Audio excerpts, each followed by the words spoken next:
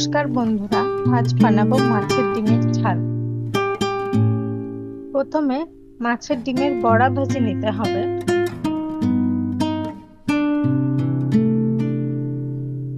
তারপর কড়াইতে তেল দিয়ে তাতে পেঁয়াজ ও লঙ্কা কুচি দিয়ে ভালো করে ভেজে নিতে হবে। তাতে আদা ও রসুন বাটা দিয়ে নেড়ে নিয়ে তাতে হলুদ গুঁড়ো, জিরে গুঁড়ো ও লঙ্কা গুঁড়ো দিয়ে ভালো করে কষিয়ে নিতে হবে।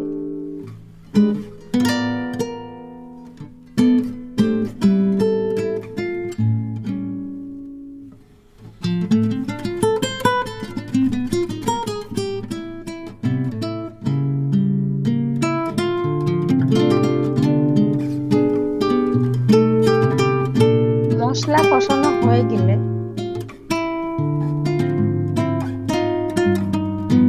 তাতে জল দিয়ে ভালো করে ফুটিয়ে নিতে হবে।